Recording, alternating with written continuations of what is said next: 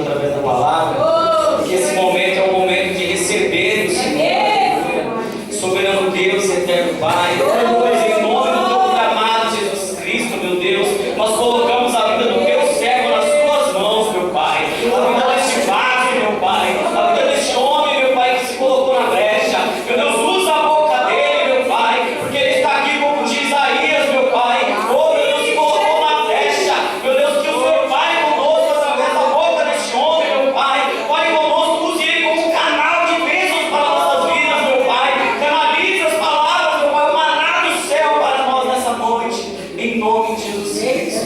Amém. Glória a Deus também. Aleluia, Glória dos santos, Papai Senhor. Amém. Deus seja louvado. Amém. Você lembra onde foi lido a palavra? A hora que o pastor Daniel leu? Por favor, então abra na sua espada o exemplar da Escritura Sagrada, o livro da Revelação, capítulo 22, o versículo de número 17. Glória a Jesus. Prometo não tomar tempo e não ser enfadonho aos vossos ouvidos. Vou tentar ser direto e deixar aquilo que o Espírito Santo falou aos nossos corações. Amém? É uma palavra que foi lida, então eu tenho certeza que se você não prestou atenção naquela hora, Jesus quer falar contigo aí. Ele diz assim: o Espírito e a noiva dizem vem. E quem ouve, diga vem. E quem tem sede, vem. E quem quiser, tome desta água da vida de graça. Tomar esse nome de Jesus. Louvado seja Deus. Glória a Deus. Glória a Jesus. Aleluia. É óbvio que quero agradecer ao pastor Daniel pela rica oportunidade que concedeu de trazer a palavra dentro da sua casa. E por que nós sabemos que é casa, irmão? Nós entendemos que a casa é a casa de oração do meu e do seu pai. Então nós não somos órfãos.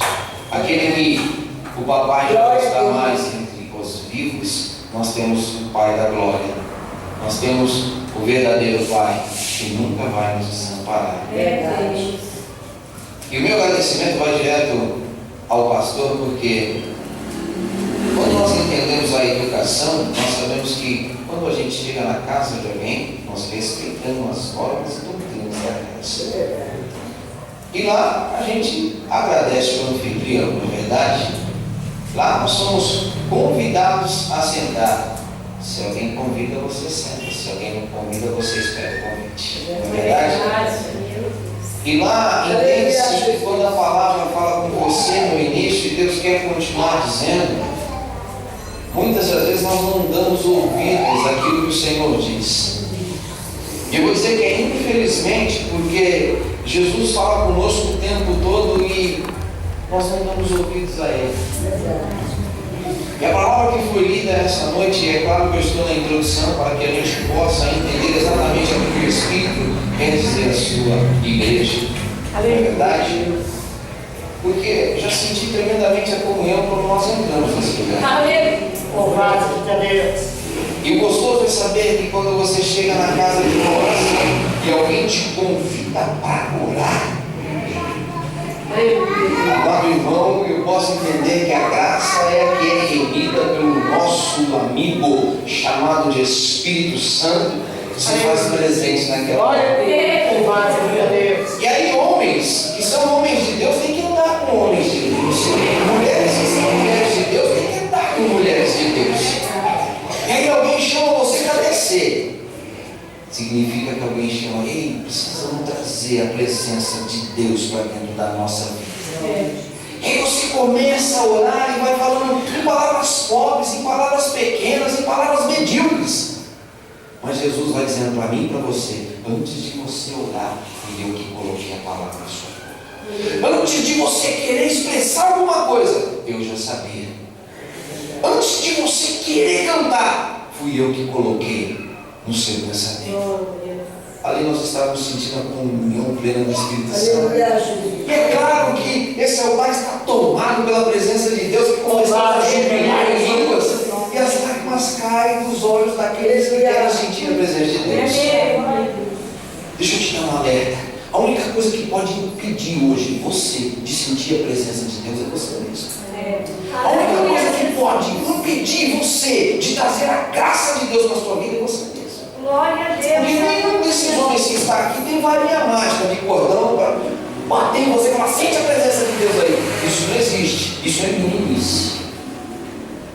Agora, quando você se coloca perante a graça e você, Jesus, me ajuda, porque faz tempo que eu não sinto a tua presença, faz tempo que os meus olhos não derramam lágrimas. Aí é diferente. Louvado seja Deus. Aí é diferente. Não importa se a casa está cheia ou se a casa está vazia. O que eu entendo é que existem três grandes posições que o próprio Jesus dizia que quando ele ia falar com as pessoas, um único lugar que tinha poucas pessoas, aí os demais. Porque o primeiro grande culto era tido no centro da adoração, para o recôndito do trovão, onde homens e mulheres entravam, homens ficavam de um lado, mulheres do outro, os aleijados numa ponta e outros lá na outra, para ouvir o pastor falando, chamado naquela época de Kador, ou Cohen, sacerdote ou sumo sacerdote.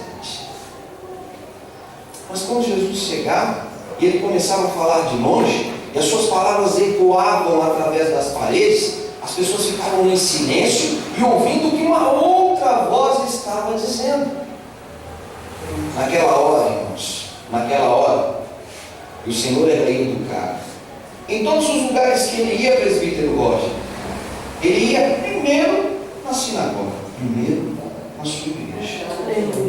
E lá ele se sentava dentre os membros como qualquer um outro. E esperava ser chamado ou ter uma oportunidade para falar algo da parte de Deus. E por que eu estou dizendo isso aqui? Porque existem duas únicas palavras lidas na sinagoga. E a primeira chama-se Parashá, que é leitura, porção da semana. E a segunda é Haftarah, que significa a parte da pregação. E Jesus era tão educado, isso que eu estou dizendo, irmãos, está lá em Lucas, capítulo de número 4. Imagine você, Jesus saindo da tentação do deserto. Ele vai, a Bíblia diz que para a sua cidade de Nazaré. Mas Jesus não nasceu em Nazaré. Jesus nasceu em Belém, mas Nazaré era a cidade aonde ele havia aprendido o ministério da sua terra. Jesus vai entrando naquela cidade. E exatamente naquele dia, o Senhor se assenta dentre uma multidão que ali estava ouvindo a palavra do Senhor. E Jesus, por ser um servo e servo do Deus Altíssimo e educado, senta-se entre os membros da igreja. E aqui o Parashá, a porção da semana, como foi lido pelo pastor da casa, que era só o sacerdote que podia ler a chamada palavra introdutiva, e essa é a porção da semana. Imagine você, o Cohen, o sacerdote, abre-se o pergaminho sagrado, que só ele pega o pergaminho e ele faz a leitura. E ele disse aonde nós lemos, Apocalipse, foi lido. E ao entrar naquela sinagoga, a primeira coisa que Jesus, sendo crente lavado e remido no sangue do Cordeiro, ele pôs o joelho no chão para consagrar aquele lugar ao Deus Altíssimo. Jesus se senta exatamente no meio dos irmãos que ali estavam. E o sacerdote estava lendo a palavra naquela hora. Jesus, dando todo ouvidos à palavra, se reverencia porque ele estava lendo algo tremendo da parte de Deus. Mas o Haftarah, que é a segunda porção, um outro homem, que na verdade é o pastor auxiliar da igreja, vai lá e pega um pergaminho que estava enrolado, que ninguém sabe onde vai cair, e põe debaixo do braço, esperando que algum varão venha ser escolhido para ler aquela palavra naquela hora.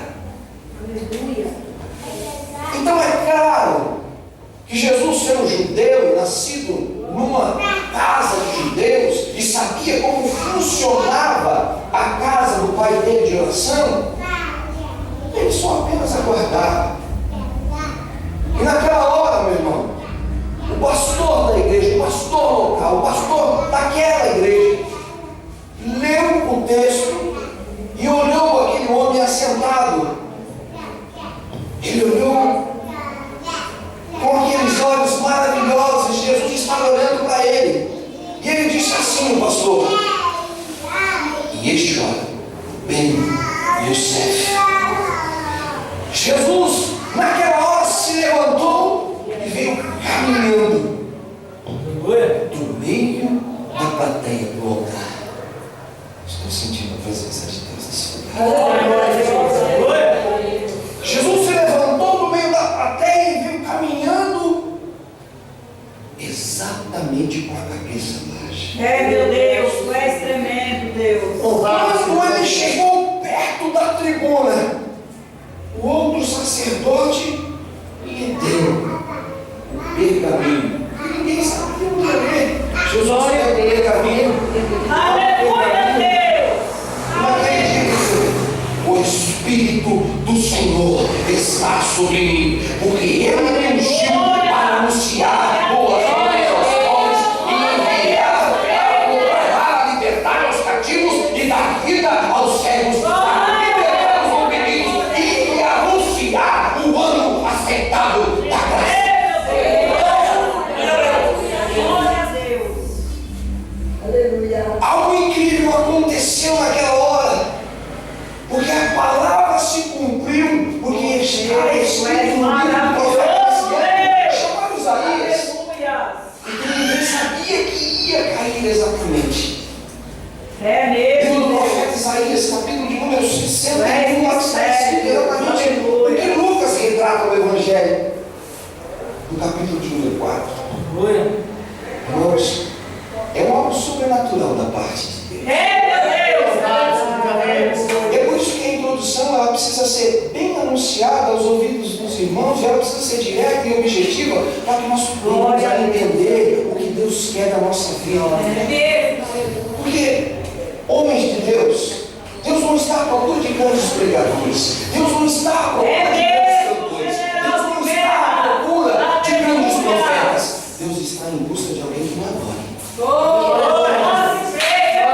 adianta nós estarmos aqui querendo falar bonito, ou querendo pular, ou mexer com o emocionalismo das pessoas. Porque muitas das vezes as coisas estão caminhando, e as coisas estão andando, e as coisas estão andando de vento a pouco, e Deus não está no negócio. Mesmo, general. Aleluia, Deus. Mas acontece Meu isso, Deus. que a graça de Deus é tão maravilhosa que nos alcança ainda quando nós não sentimos a presença de Deus. Aleluia. Glória a Deus. Irmãos, a Bíblia me diz, ela me garante que todas as vezes em que nós nos colocamos diante de um ser chamado Senhor, Deus, Criador do céu e da terra, Ele se faz presente em nosso meio e o milagre acontece. Aleluia, Jesus. Porque para mim e para você que somos Glória a salvos, Deus. Aleluia. não precisa nós vermos o milagre, basta apenas uma só palavra. Se alguém disser para você que a igreja no Brasil cresce, eu vou dizer para você que na coerência dos meus pensamentos isso é uma mentira, porque a igreja no Brasil ela incha, e inchaça é enfermidade. A diferença é que quando a igreja lavada e remida de Cristo o adora, ele se faz presente. Aleluia. E o que está querendo dizer? No texto que nós lemos, Apocalipse 22, o versículo de número 17. Lá está dizendo, irmão, que a salvação não é propriedade de pastor. A salvação não é propriedade de padre. A salvação não é propriedade de um rabino. A salvação não é propriedade de um apóstolo. A salvação não é propriedade exclusiva de ninguém. A salvação não é propriedade da igreja. A salvação não é propriedade de dogma. A salvação não é propriedade de filosofia. A salvação é dom exclusivo dado pelo mundo. E o que é salvação? Aí vai a pergunta: quantas vezes no dia você se pergunta para Deus o que é salvação? O que é ter certeza da sua salvação? Talvez nós que somos um pouquinho mais velhos, vou dizer assim, nós que somos um pouquinho mais velhos, Glória a Deus. na metade do nosso dia nós não temos um pensamento convicto da nossa salvação, porque somos pecadores. Porque erramos no pensar, erramos no andar e erramos no falar.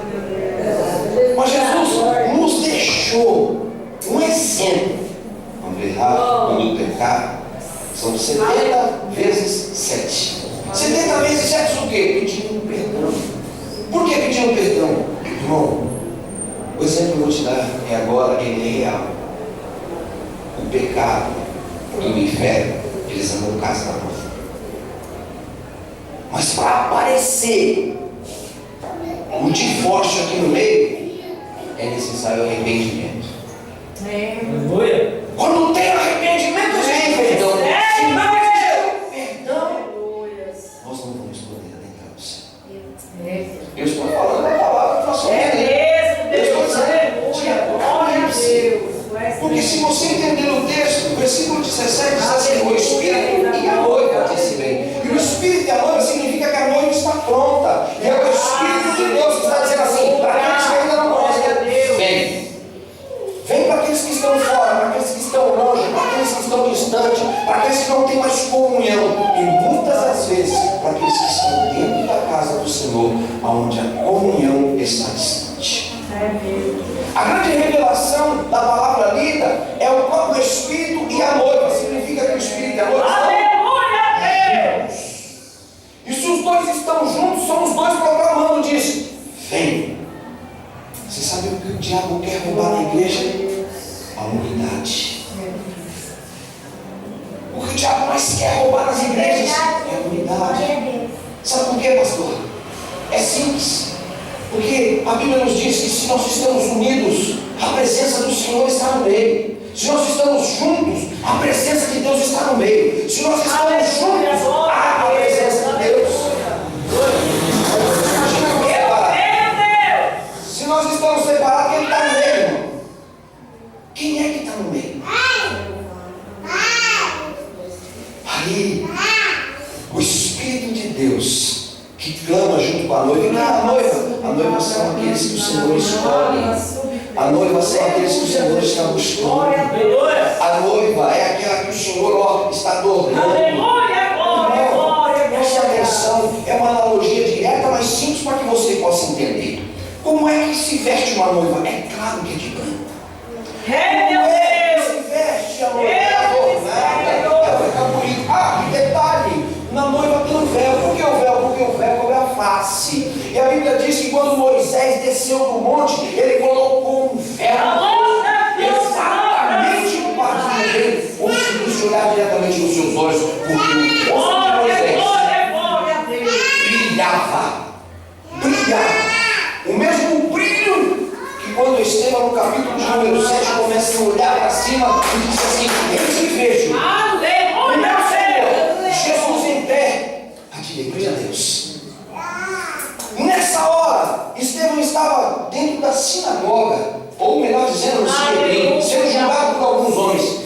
E o brilho da Shekinah, o brilho da presença, encobriu o rosto. E alguém disse: esse Deus, eu creio nesse homem mistério, Deus. está com a face brilhante. Aleluia.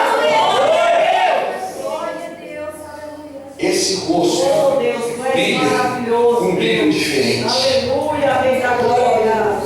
A escolha Glória a Deus. sobre a vida dos eleitos não é simples, ela é objetiva. Nós viemos para esse mundo para fazer uma diferença. E sabe qual é a diferença? Quando os verdadeiros membros da igreja Aleluia, glória, demonstrarem glória. o fruto da piedade, encontraremos muita gente do lado de fora perguntando qual é a área que foi escrito. Aleluia, Deus, tu és tremendo, Deus. E aí então é você. Aleluia. E onde fica a noiva? A noiva não está no altar. A noiva tem que atravessar a igreja. E há testemunha de todos os lados. Porque a noiva tem que estar ali, ó, vestida. Completamente vestida. Onde as testemunhas irão vê-la. Aleluia. E se a noiva estiver suja ou mácula, pode correr o risco de alguém dizer: não pode casar, porque está esperando filho de alguém, porque é isso, porque na última hora, se tiver alguém que vai levantar uma acusação, que se levante. A noiva tem que estar sem mácula. Meu Deus. E por que disse o Espírito e a noiva dissem bem? Porque o Espírito é que traz Tu és a noiva tremendo, Deus. caminhando.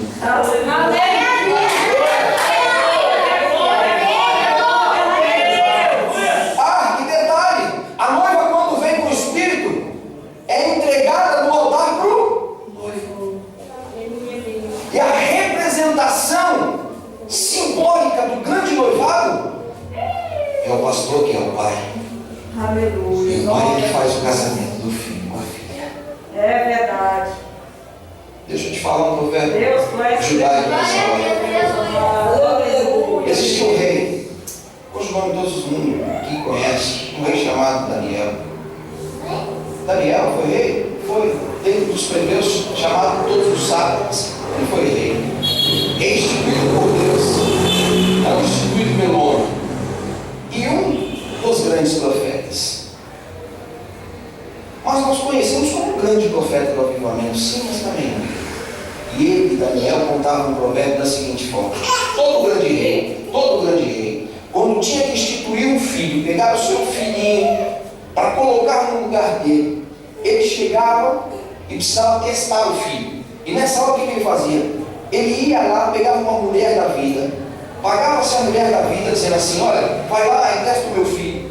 E teste o meu filho durante 45 dias. Meu Deus, Meu filho precisa ser testado. O meu filho precisa ser testado. Eu creio, aleluia. O meu filho precisa ser testado. Mas eu sou uma meretriz, não me importa. Vou pagar para você testar o meu filho durante 45 dias. E os 45 dias se passaram, pastores. O presbítero Ezequiel, os 45 dias se passaram e chega novamente aquela mulher perante o rei e disse: eu testei. Ele caiu? Não caiu. Não caiu? Não caiu. É porque você não testou direito. Não. Eu trouxe mais 3. Mas ele precisa ter testado. Mas eu testei ele. Não foram 3, foram 6. Mas caiu? Não caiu. Tu és mistério, Deus. Aleluia, glória a Deus. Agora deixa eu explicar para você o que está acontecendo. Eita, Jesus. O rei Deus é Deus. é Deus. Os filhos somos nós. E a meretriz é o pecado. É verdade. Santo Deus, aleluia, Rei da Oh, Deus. O rei é Deus. Os filhos somos nós. É verdade, Jesus. Eu creio. A Glória a Deus. meretriz é o grande pecado. Significa que Deus está nos testando para que o casamento verdadeiro seja da forma em que Ele quer, não da forma em que eu desejo, não da maneira em que você pensa. É mesmo, Deus. Oh, Deus. Glória a Deus, aleluia. Para não revelar exatamente aquilo que nós estamos falando aqui, quando se chega perante o altar, existe aqui a representatividade da presença de Deus sacerdotal que vai abençoar o noivo ou a noiva. Ah, detalhe, vem dizendo aqui, a partir da vírgula: quem ouve, diga vem, e quem tem sede, venha, e quem quiser, tome de graça da água da vida. E o que é a água da vida? E o que significa a água da vida? O que será que é a água da vida? Porque aqueles que estão ainda dentro da casa do Senhor precisam de tomar dessa água todos os dias. É, meu Deus. Precisam tomar dessa água todos os dias. Pode crer, Deus. Porque se nós não tomarmos dessa água, fatalmente, qualquer outra água que nos tomarmos do lado de fora pode causar morte na nossa vida.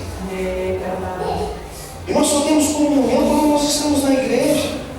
O que está verdadeiramente faltando no mundo é Deus. E o que falta na maioria das vezes na nossa vida é Deus.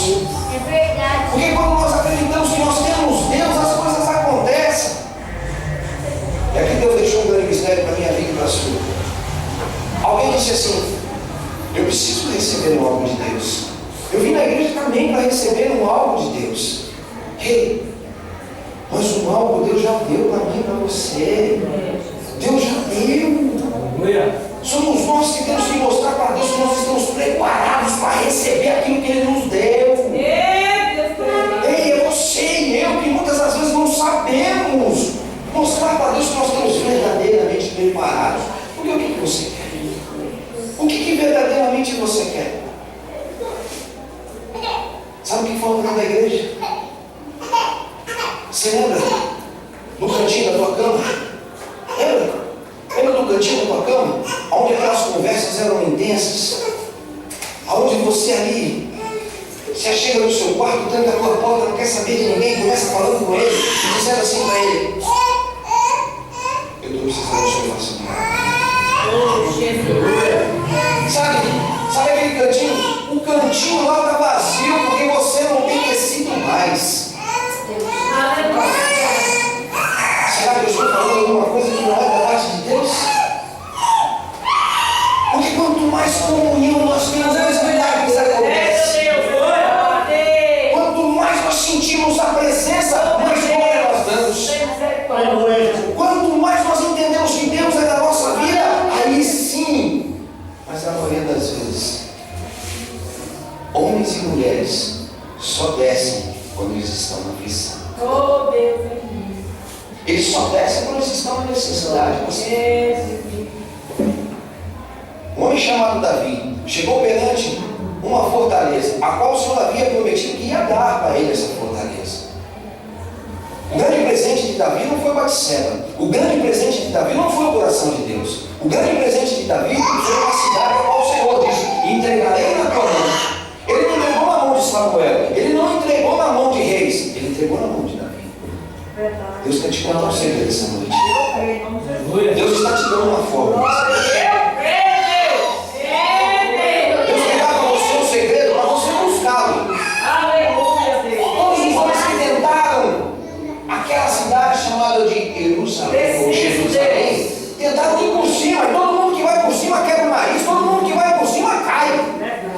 Porque a cidade diz que 15 metros era só o rochedo, depois eram as paredes. E todo mundo que invadia a cidade por cima.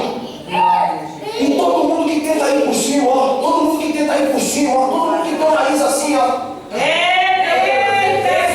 Deus está te dando um segredo. Deus está tentando falar com a sua igreja. Sabe qual que era o segredo? Deus chegou para Davi e falou assim: Davi, por cima não adianta. Mas por que, Senhor? Todo mundo tentou por cima. Davi, o meu negócio não é por cima, o meu negócio é por baixo. O meu negócio é por baixo, Davi. Senhor, mas como eu vou entrar numa fortaleza por baixo? Todo homem que tentou por cima não chegou nem próximo da muralha. Mas você, se quiser, Deus essa noite, tem que ir por baixo. Que quando você for por baixo, eu vou colocar o teu inimigo como está.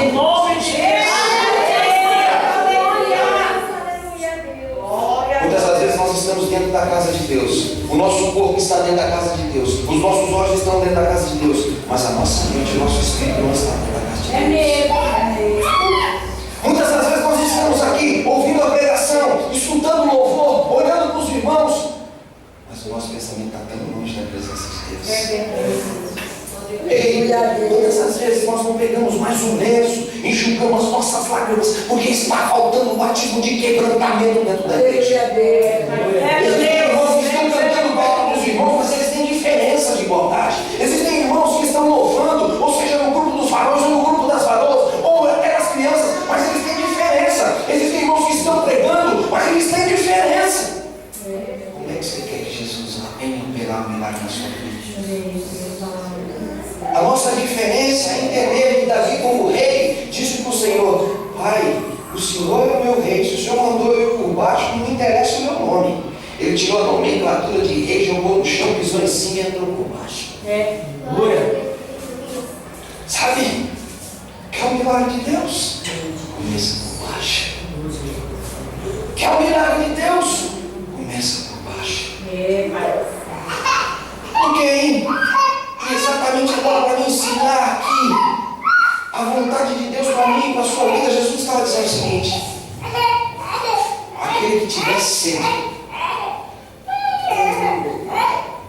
Eu tenho uma água para te dar que você não vai encontrar em lugar nenhum. Eu tenho uma água para te dar. Capítulo de número 4 do Evangelho que escreveu João. Aleluia, glória a Deus, eu creio. Essa Maria, todo mundo conhece, uma mulher lá tomando água. Ele chegou e pediu: me dá água. O diálogo foi tão intenso que aquele homem começou a olhar nos olhos. E sabe quando Jesus começa a olhar nos seus olhos? Algo começa a mudar. Porque não é a simples revelação do homem, mas a revelação do Mestre. Algo começa a fazer a diferença. Quantas das vezes você não tem olhado com os seus olhos de julgamento? Quantas das vezes você não tem olhado com os teus olhos de desigualdade? Mas começa a entender que Jesus quer que você olhe com os olhos de simplicidade dele. E os olhos de simplicidade do Mestre são olhos de chama de fogo. Porque quando olha no olho, algo acontece. Jesus não perde viagem. Jesus, quando vem, algo acontece. Nessa noite, esse teu Jesus, esse meu Jesus está aqui no nosso meio, representado pelo Espírito Santo.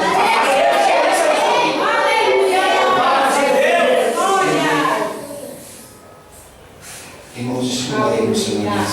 Aquela mulher, ela falou: mas como tu, judeu, pode falar comigo? E pedindo água para uma samaritana. Jesus não olha cor. Jesus não olha estatura. Jesus é daltônico. Sabe o que é isso? Jesus não enxerga cor. Para Jesus não tem amarelo, para Jesus não tem verde, para Jesus não tem azul. Jesus olha todo mundo igual. E na igualdade dos olhos de Jesus, ele olhou para aquela mulher e disse assim: mas o Senhor está pedindo água. Ela falou assim: mas tu és profeta.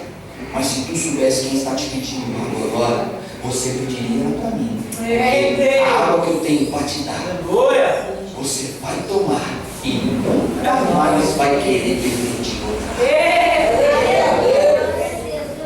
Ela estava falando: mas Senhor, todo mundo vem adorar aqui. Aqui é o lugar onde os homens sobem e adoram. Mas vai existir um dia em que me adorarão em todos os lugares, em todos os mundos, em toda a terra.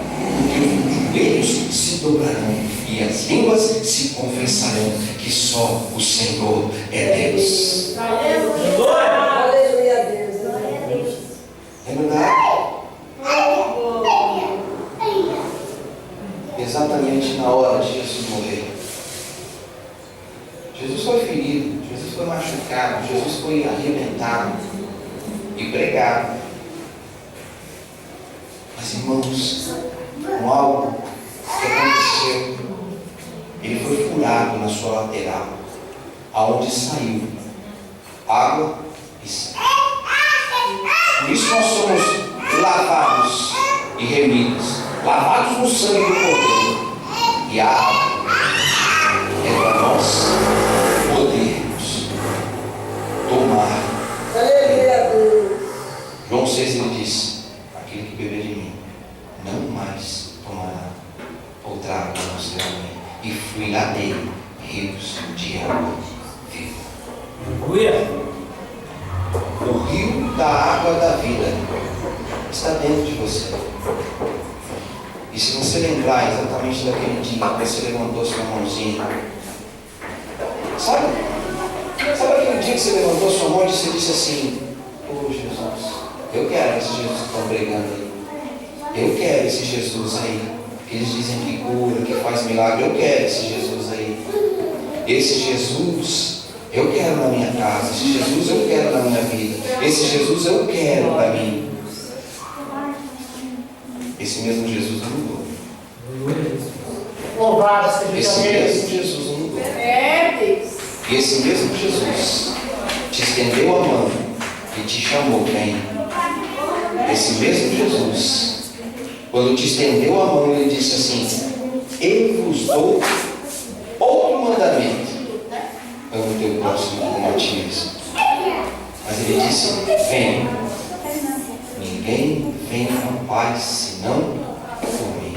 Ele disse: vem, eis que estou à porta e bato, e quem ouvir a minha voz ceará comigo e eu com ele. Jesus disse: vem. O que nós estamos esperando para dizermos iguais a Esdras? Eis-me aqui. Estamos pregando ultimamente dentro das igrejas, mas o nosso chamado é pregar do lado de fora. E aí entendemos Jesus falando: vem, vem. Eu sou a porta, eu sou o caminho. Não existe 2 caminhos, não existe 3 caminhos, não existe 4 caminhos. Algumas pessoas dizem: todas as religiões levam a Deus. E Jesus disse: eu sou o caminho, eu sou a verdade, eu sou a vida. E quem tem ouvidos ouça o que o Espírito Santo diz. Jesus disse: vem. Toma uma decisão. Toma uma decisão. E a decisão é você entender que o vem de Jesus é entrar por aquela porta e a sua vida vai ser mudada. Pai. E para isso precisa ter coragem. Precisa ter coragem. Porque nós estamos mais pregando a reconciliação. E vida é ter coragem. Caminhar é ter coragem. E a coragem de Cristo está sobre a sua vida. Mas Ele quer fazer amor. Então toma uma decisão. Toma uma decisão. E a decisão é: vem, Ele disse. A voz que clama no deserto está chamando: vem. Mas pastor, eu já sirvo a Deus, eu já estou na casa de Deus. Existem algumas decisões na nossa vida que precisam ser tomadas. Ele disse: vem. É verdade. E o vir de Cristo é constante. Deus abençoe os irmãos em nome de Jesus. Glória a Deus. Glória a Deus. Glória a Jesus. Que Deus possa continuar abençoando o seu servo. Que Deus possa continuar abençoando cada irmão que está aqui nessa